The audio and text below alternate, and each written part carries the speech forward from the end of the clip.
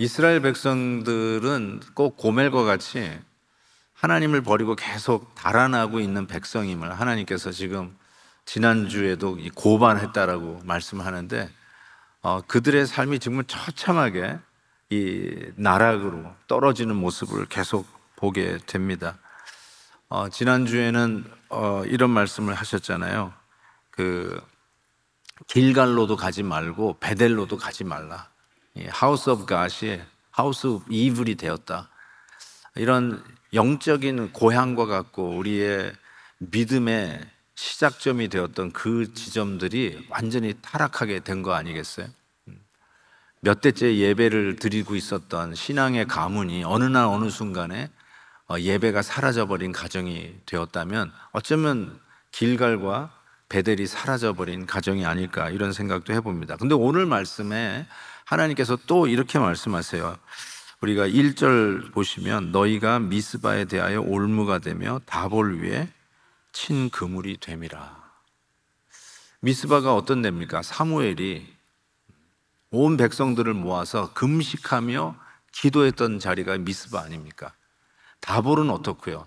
나중에 예수님의 변화산인 그 마운트 오브 트랜스피규레이션이 저 마운트 오브 테이블, 다볼산이거든요. 바로 그곳에서 드보라 선지자가 바락과 함께 시스라를 대면하기 위해서 하나님의 도우심으로 승리를 거뒀던 산, 그게 다볼산 아닙니까? 그런데 그런 영적인 승리를 상징하는 미스바와 다볼이 올무가 되고 그물이 되어버렸다. 이게 무슨 말이겠죠? 자기가 친 그물에 자기가 걸려 넘어졌다는 거예요.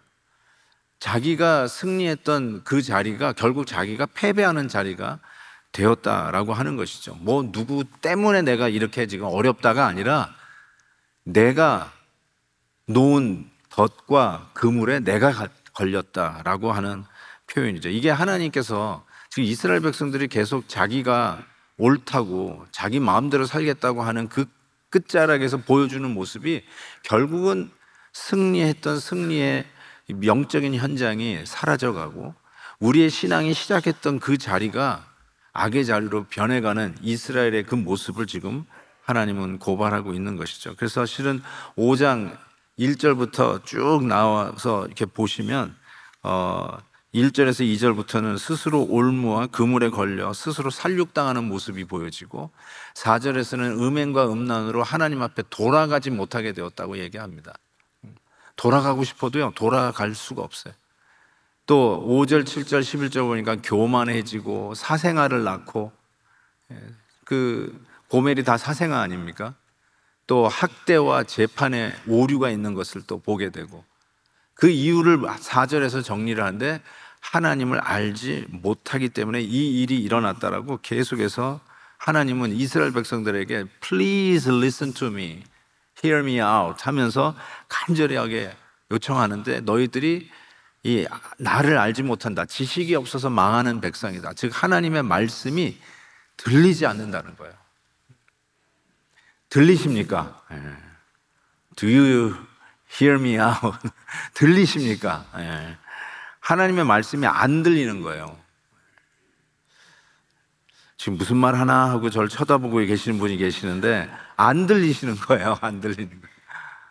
하나님에 대한 지식이 없어서 망해가고 있는 이스라엘 백성들은 안타깝게 하나님께서 이렇게 고발하고 계시는데, 오늘 말씀에 이런 말씀이 있어요.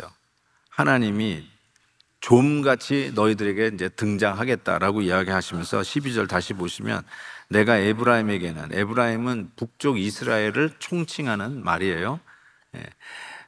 에브라임에게는, 이스라엘에게는 좀 같으며 유다 족속에는 썩이는 것 같도다. 그러면서 유다가 자기의 상처를 깨달았고 너희 상처를 낫게 하지 못하리라, 이렇게 말씀하시죠. 여기서 좀 같다라는 거 이렇게 한국말은 번역이 됐는데요, 영어로 보니까 여러 가지가 있어요. maggots 혹은 moth, book lice. 그래서 예를 들어서 뭐 옷장에서 이렇게 여러분이 옷을 꺼내시는데 옷에 구멍이 생기면 뭐라고 그래요? 좀이 쓸었네 이러잖아요. 바로 그 좀 얘기하는 거죠. 책도 이렇게 사가져요. 보면은 이제 책벌레가 있다는 거잖아요. 이 북 라이스가 있다 이렇게 얘기도 하고, 혹은 우리 영어 번역 NIV는 moth라고 번역이 됐어요. moth는 한국말 이게 사전 보시면 나방으로 돼 있어요. 나방. 그래서 제가 한번 약간 이제 곤충을 싫어하시는 분은 약간 소름이 끼치겠지만, 하나님이 내가 이렇다, 너희들에게 이런 존재다라고 보여주신 이 좀이 도대체 뭔가 한번 사진으로 한번 보여드릴게요. 이게 바로 하나님께서 내가 너희들에게 이와 같이 등장하겠다라고 얘기합니다.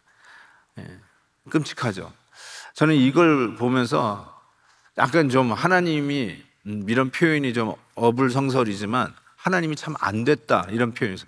당신을 표현하면서 I'll be like moth to you. 내가 저런 존재로 너에게 나아가겠다. 얼마나 하나님이 안타까우셨으면 이런 표현까지 쓰실까라는 생각을 합니다. 무슨 뜻일까요? 하나님이 여러분에게 좀과 같이 등장하시겠다는 말이 무슨 뜻일까요? 아까 본 그런 벌레들이 여러분의 삶 속에 있다라고 하면, 예를 들어서 여러분이 막 설거지 하다가 뭐 그런 걸 봤다면 설거지를 할 수 있겠어요?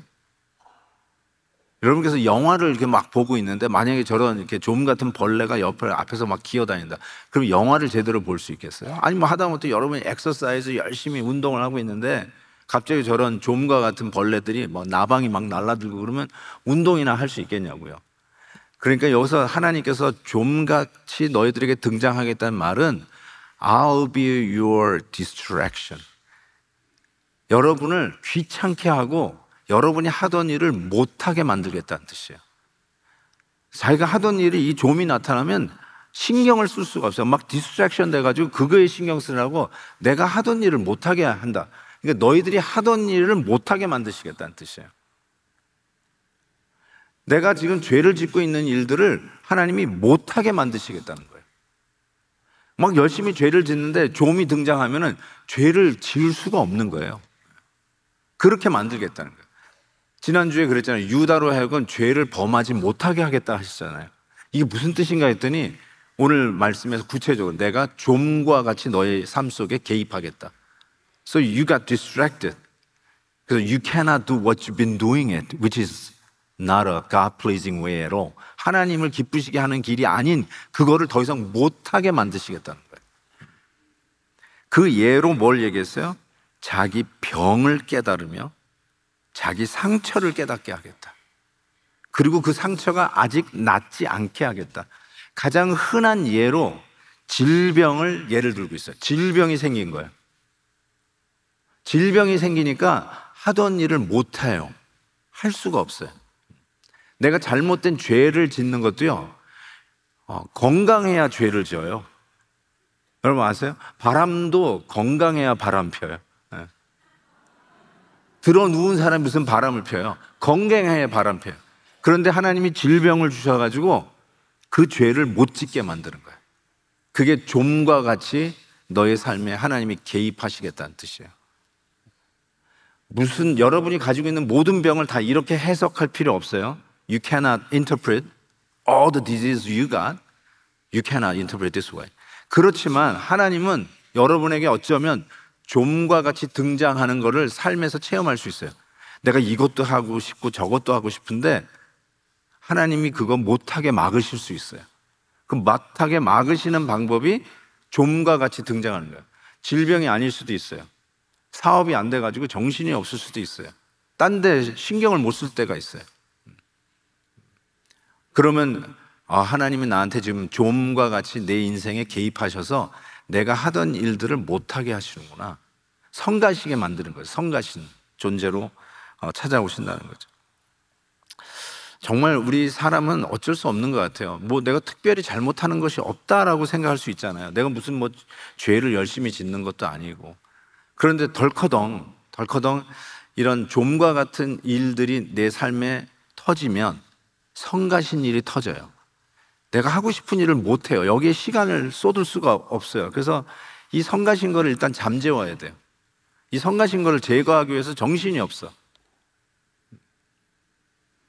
그러면서 하나님한테 이런 질문을 하게 돼요. 하나님, why me? 이거죠. Why me? Why my family? Why my father? Why my sister? Why my brother? 이런 질문을 던지게 돼요.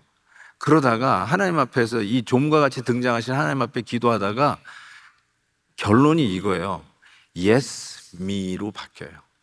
Why me가 Yes, me로 바뀌더라고요. 어쩔 수 없어요. 뭐 목사인 저희 입장에서도 생각해 볼 때 왜 이런 일이 일어나는가 저런 일이 일어나는가 하다가 보면은 그렇구나 하면서 나의 부족함과 죄된 모습을 자꾸 발견하게 되더라고요. 어쩔 수 없어요.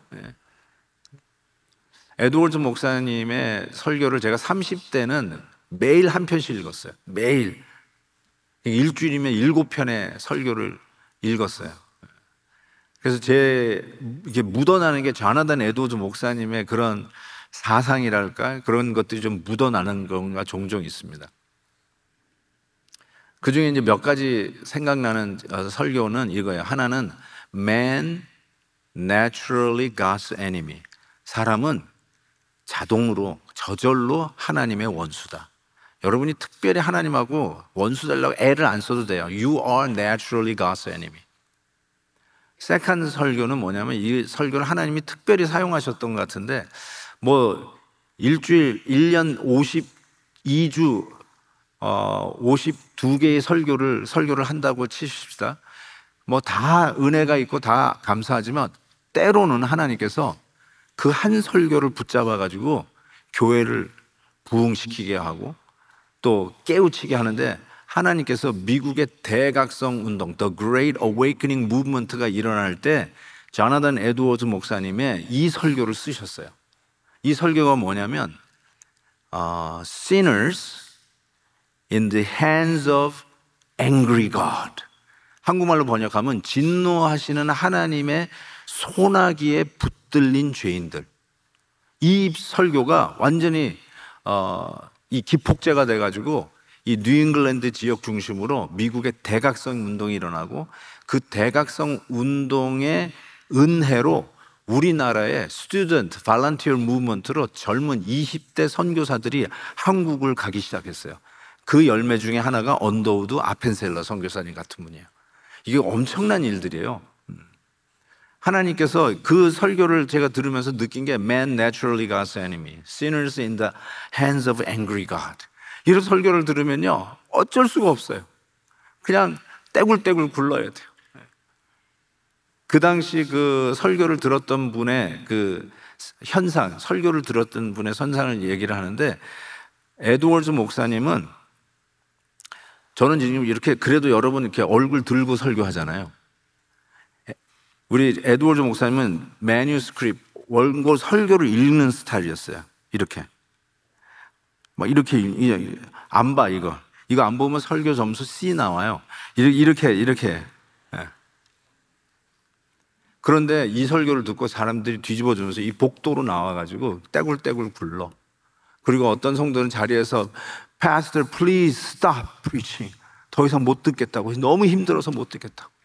그러니까 이 에드워드 목사님이 시끄러워요. 그리고 계속 읽으셨다고 그래요. That's who he was. 그러니까 제 말씀은 무슨 이렇게 제스처를 하신 분도 아니고요. 뭐 분위기 살리려고 그런 분이 아니라 고지고대로 원고를 읽어 가셨던 분인데 그 설교를 하나님이 쓰셔서 미국의 대각성 운동이 있는데 그게 뭐냐면 We are sinners. 우리가 죄인인 거를 언제 깨달으냐면요 좀 같은 하나님으로 우리의 삶에 개입하게 되면 Why me 하다가 Yes me가 된다니까요. 맞다. 내가 몇 대째 예수를 믿었건 이제 갓 예수를 믿기 시작해가지고 막 신나게 신앙생활하고 매일매일 성경책을 읽어가면서 은혜 충만하게 살던 결국은 하나님이 우리에게 좀과 같이 등장하기 시작하면 하나님 내가 죄인이네요. 맞습니다.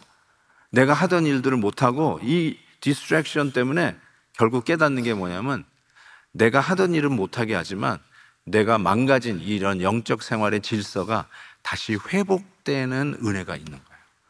그래서 하나님은 우리에게 종종 좀과 같이 등장하세요. 두 번째는요, 좀 센 죄인들이 있어요. 센 죄인이란 뭐냐면 좀 가지고는 회개 안 하는 죄인들이 있어요. 그때는 하나님께서 사자와 같이 등장하세요. 14절 보세요. 내가 에브라임에게는 사자 같고 유다 족속에게는 젊은 사자 같으니 바로 내가 움켜갈지라. 영어로 I will tear and go away. 찢는다는 뜻. 움켜간다는 말이 찢어버린다는 뜻이에요. 내가 탈취하여 갈지라도 건져낼 자가 없으리라.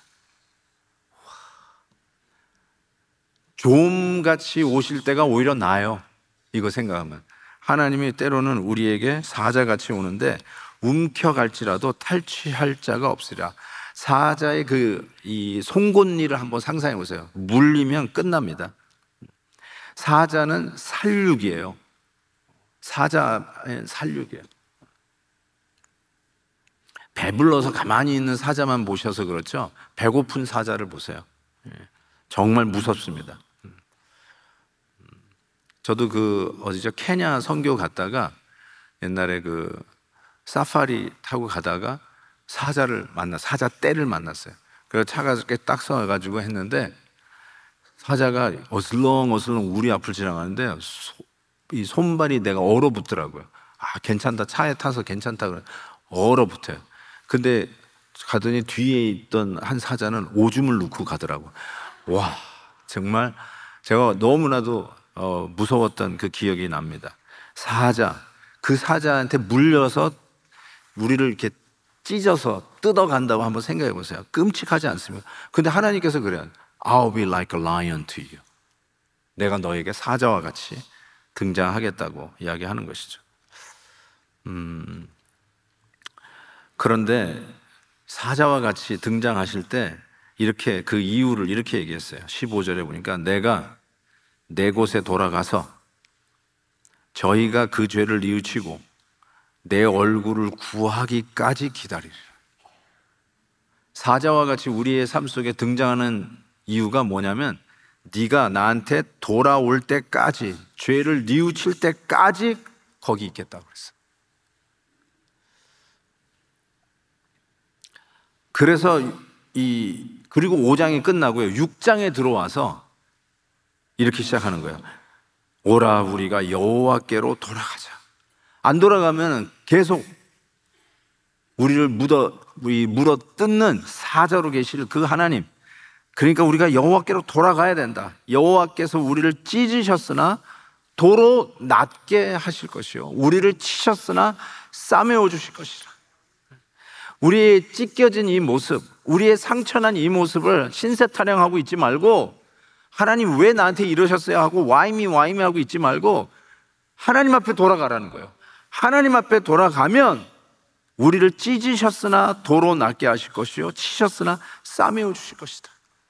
지난주 유다로 하여금 죄를 범하지 못하게 하신다고 그랬잖아요.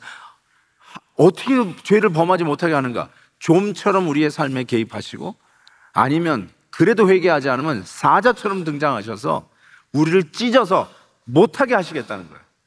그러면서 그 상처 입은 대로 거기서 슬피 울며 이를 가려고 하는 게 아니라 Come back to me, 돌아오라. 그러면 도로 낫게 하실 것이요, 싸매어 주실 것이다. 치유해 주실 것이고 회복시켜 주실 것이라고 얘기하고 있어요. 이게 무슨 뜻인가 봤더니 2절에 굉장히 의미 있는 메시지를 남겼어요. 여호와께서 이틀 후에 우리를 살리시며 셋째 날에 우리를 일으키시리니 우리가 그의 앞에서 살리라. 여기서 갑자기 이틀 후에 살리시고 셋째 날에 우리를 일으키신다니 무슨 말일까라는 생각이 드는데, 우리는 금방 눈치를 채요. 예수님이 셋째 날에 부활하셨는데, 우리는 이게 연결이 돼요. 근데 이 호세아 선지자는 예수님 오시기 전 800년 전 선지자잖아요. 그래서 우리가 아는 것만큼 분명하진 않았을 거예요. 그렇지만 앞으로 오실 사자와 같으신 우리의 구원자는 우리를 3일 만에 다시 일으키시겠다고 약속하셨는데, 이것이 예수 그리스도의 십자가와 부활의 그림자라는 것을 우리는 알아요. 이런 거구나. 우리가 주님 앞에 돌아갈 때 하나님께서 우리의 찢겨진 것을 어떻게 고치시고 우리의 핥혀진 모습을 어떻게 다시 싸매어 주실까? 예수 그리스도의 십자가와 부활로 우리를 다시 회복시켜 주시겠다고 하는 예언의 말씀, 약속의 말씀임을 우리가 알 수가 있습니다. 그래서 베드로전서 사도는 이사야 53장을 인용을 하면서 이렇게 얘기했어요. 그가 채찍에 맞음으로 너희는 나음을 입었다. 예수 채찍은 여기서 십자가의 고난을 말씀하시고 있죠.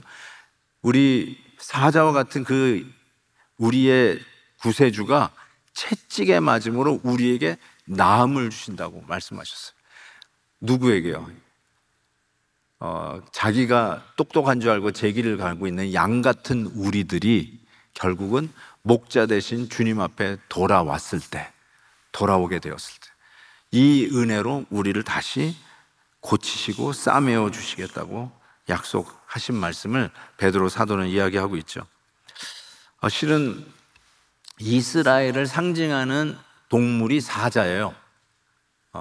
유다를 상징하는 동물이 사자입니다. 그래서 창세기 49장에 보면 유다는 사자 새끼로다 라고 얘기하죠.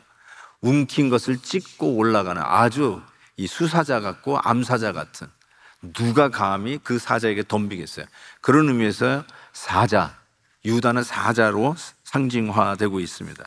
그런데 그 사자가 이사야 31장에 보니까 여호와께서 이같이 내게 이르실 때 큰 사자나 젊은 사자가 자기의 먹이를 움키고 으르렁거릴 때에 그것을 치려고 여러 목자를 불러왔다 할지라도 그것이 그들의 소리로 말미암아 놀라지 아니할 것이요 그들의 떠듬으로 말미암아 굴복하지 아니할 것이야. 이와 같이 나 만군의 여호와가 강림하여 시온산과 그 언덕에서 싸울 것이다 라고 얘기하면서 우리의 하나님께서 이 사자로 등장하는 그 하나님께서 결국은 우리를 위해서 싸우시는 하나님으로 찾아오시는데, 어떻게 우리의 찢겨진 모습을 회복시켜 주시냐? 결국은 그 사자와 같으신 우리 주님께서 가장 힘없는 어린 양이 되는 모습으로 우리의 상처를 싸매 주시겠다고 약속하셨어요. 그게 계시록에 나와요. 장로 중에 한 사람이 내게 말하되 울지 말라. 유대 지파의 사자 다윗의 뿌리가 이겼으니 그 두루마리와 그 일곱인을 떼시리라 하더라. 내가 또 보니 보좌와 내 생물과 장로들 사이에 한 어린 양이 서 있다.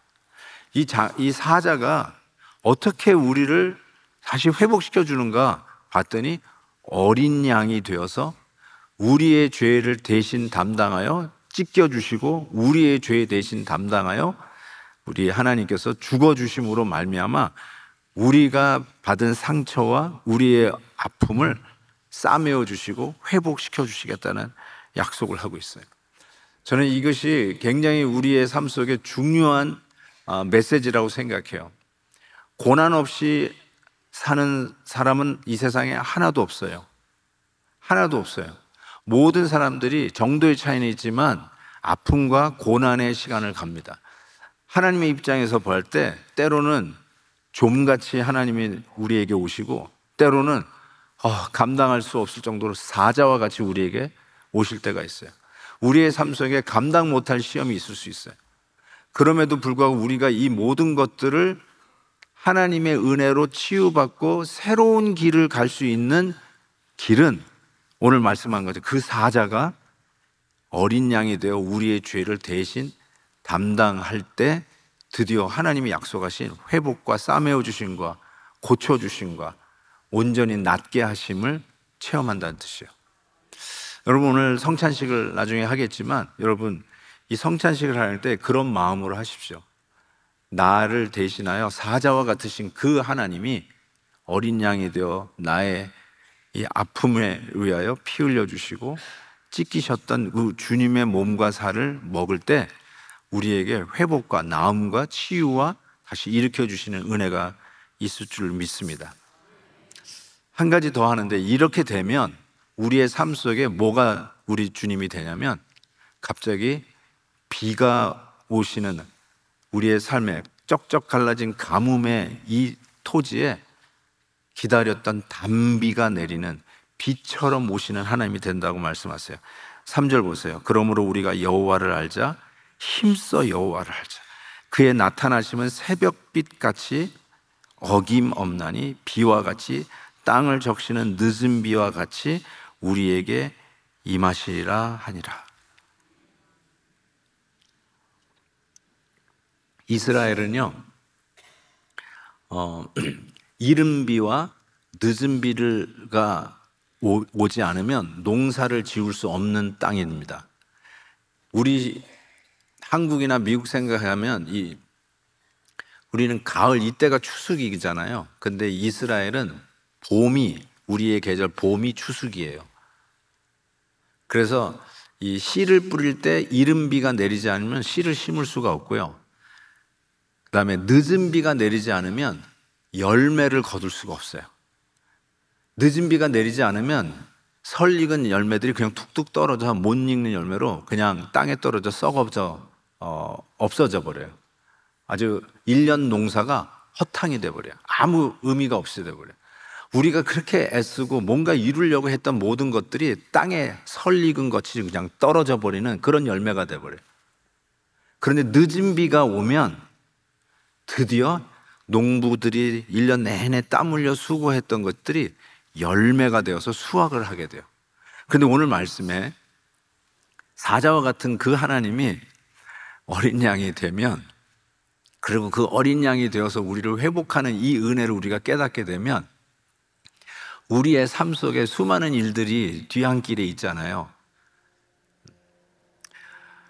어떤 거는 안 일어났으면 좋았을 뻔했다라는 그거, 어떤 거는 정말 좋은 일도 있었다, 추억이 될 만한 그 수많은 일도, 때로는 아직도 수수께끼야. 왜 그런 일들이 내 인생에 벌어졌는지 알 수가 없어. 내가 그래도 건강관리 잘했는데 왜 그런 질병이 나한테 왔는지 알 길이 없어요. 나중에 하나님 앞에 가서 물어봐야 되겠죠. 그런데 그런 모든 것들이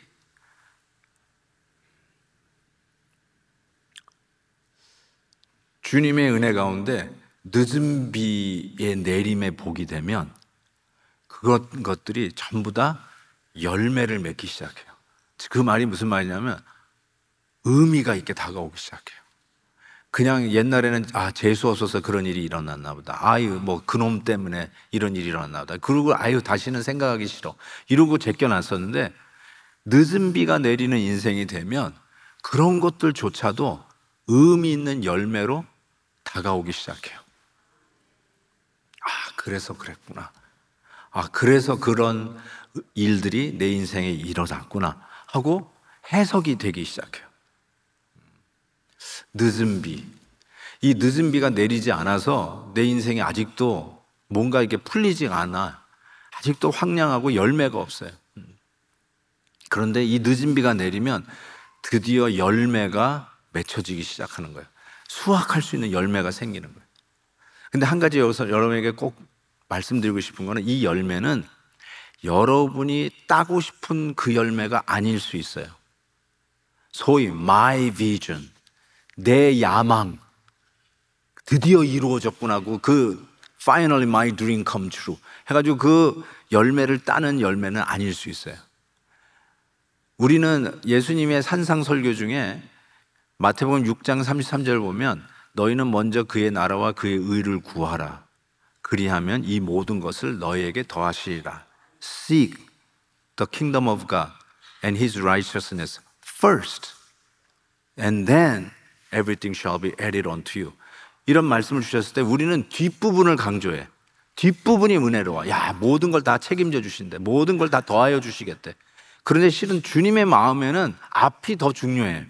먼저 하나님의 나라와 그 의를 구하래요. 그리고 거기서 끝날 수 있어요. 그게 제일 중요한 거다. 우리의 삶의 목적은 먼저 그의 나라와 그 의를 구하는 거다. 그렇지만 그렇다고 해서 우리가 손해보거나 루저가 되거나 secondary or third citizen이 되는 것이 아니라, 이 모든 것도 하나님이 다 채우신다. 걱정하지 말아라. Don't worry about this thing. Seek first the kingdom of God and His righteousness, and then everything shall be added unto you. 그러니까 우리는 앞부분이 더 중요해요. 그래서 우리의 삶 속에 때로는 좀처럼 사자처럼 등장하셨던 그 하나님이 어느 날 어느 순간에 늦은 비와 같이 비를 내리시는 분으로 다가오실 때 finally 열매가 맺혀지는데, 그 열매가 내가 원하는 내 야망의 꿈이 이루어진 열매가 아니라 하나님의 꿈이 이루어지는 것으로 이게 열매가 나타나기 시작하는 거예요. 내 꿈은 못 이룰 줄 모르지만 하나님의 뜻이 이루어지는 것으로 다가오기 시작하는 거예요. 그래서 내 인생이 헛산 인생이 아니구나.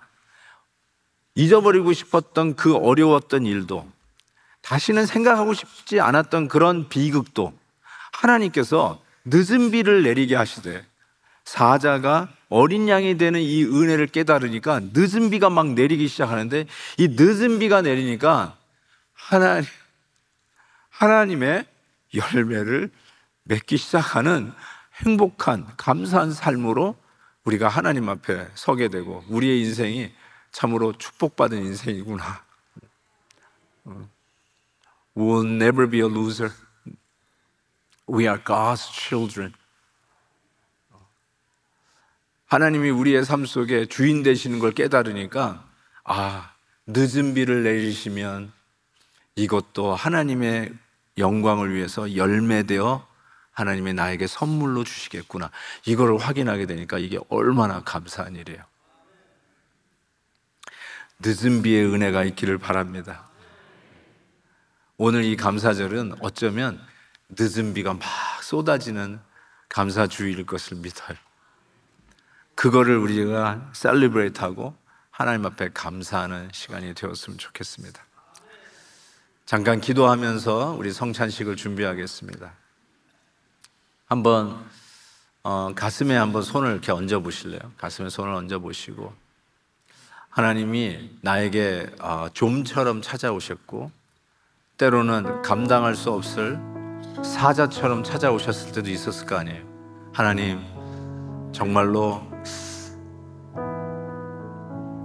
힘든 시간들을 보냈지만 결국은 예수 그리스도의 십자가 앞에서 3일 후에 다시 일으켜 주신다는 십자가와 부활의 은혜를 입은 자들은 우리 하나님께서 드디어 하나님의 열매를 맺는 늦은 비로 우리에게 찾아오신다는 것을 우리 깨닫게 됩니다. 하나님, 이 늦은 비를 주세요. 하나님, 이 늦은 비의 은혜를 깨닫게 해주세요. 그래서 내가 원했던 삶, 내가 원했던 열매는 아닐지 모르지만 돌아보니 하나님이 기뻐하시고 하나님이 원하시는 열매를 맺어가고 있네요. 이 고백이 이 감사절에 우리의 고백이 되기를 바랍니다. 한번 묵상하시면서 조용히 감사의 제목으로 늦은 비를 주시는 하나님 앞에 기도하겠습니다.